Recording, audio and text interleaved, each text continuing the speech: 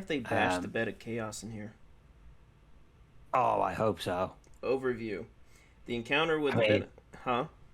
let's talk about inconsistency.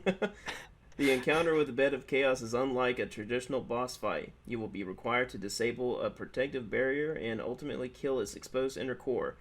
This is accomplished by destroying the large, twisted, glowing roots located to either side of it.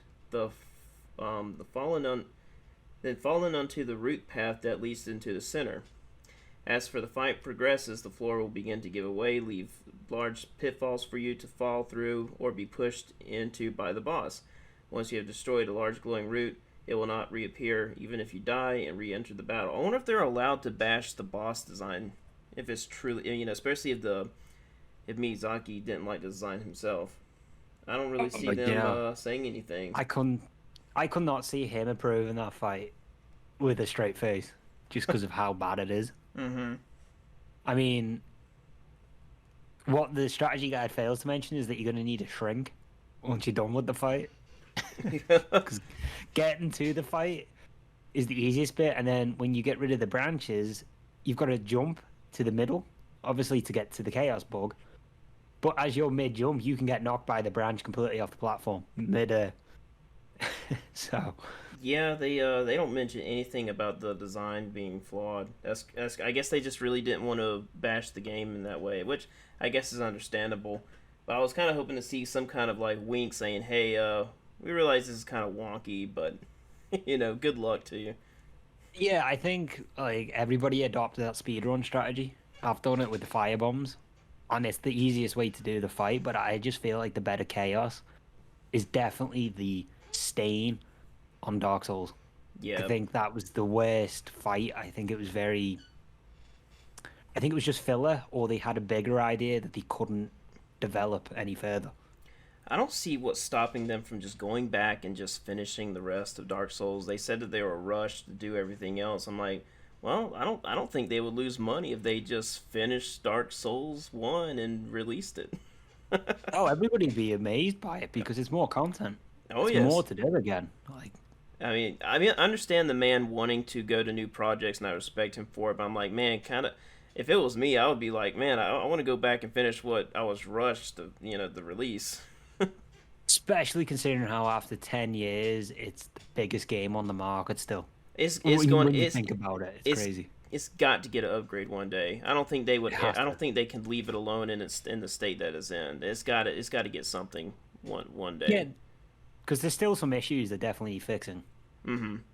That's. I mean, So, sometimes I like to think that they're working on it secretly and not telling us about it. And so that when they come out yeah, saying Dark Souls the complete definitive edition. I'd be like, take my money. I know, and they better include the DLC magic and weapons with the trophy. I was so disappointed when I mentioned this on another podcast, by the way, where they did not include the weapons and magic in the DLCs for the trophy. It was just the exact same challenge that you had to go through. You know what? That's such a good point because I feel the exact same way about that. It just never made any sense when the remaster came out why they didn't change that achievement. Mm-hmm. But they did it for Scholar for Sin. They added the DLCs, and that was great. I loved it. Exactly. And I Yeah. had no problem getting the platinum again for that because I'm like, well, it was a new experience. I still haven't got platinum on Dark Souls 2. I must because that game's slowly becoming one of my favorites in the franchise. Oh, really?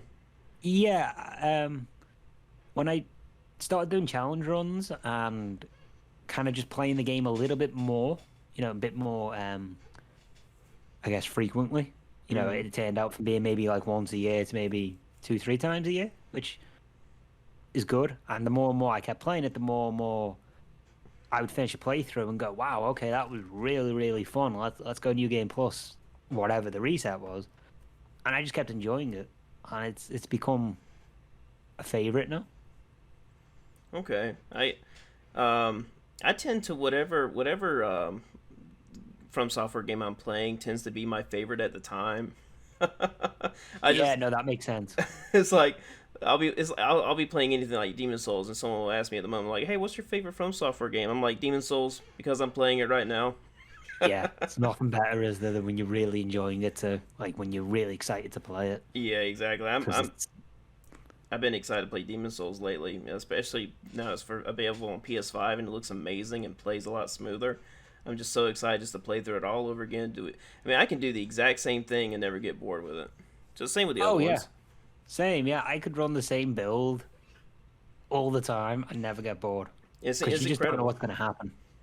It's incredible what this company has brought to gaming. I mean, I can't even think about any other game I could be like, I'm going to jump on, just play real quick, and feel like I'm going to get a different experience. It's not like I can jump on Crash Bandicoot and be like, okay, I'm going to do it differently, but I'm just going to jump on the box differently this way, and it just doesn't work the same way as the From Software games. Yeah, I think that's a good point. And I think the only other game I've ever found is Borderlands. Hmm. That Borderlands 2 for me was my Dark Souls for the Really? longest time. Yeah, I did all the achievements. I had something like 72 different character saves because I would do different builds, different, weapons be picked up, different ideas. Um, and that was just on PC. That wasn't even including the console because I started on the console on Borderlands, but I think that's the only game that has ever kind of given me the same feeling Dark Souls has ever done with terms of replayability.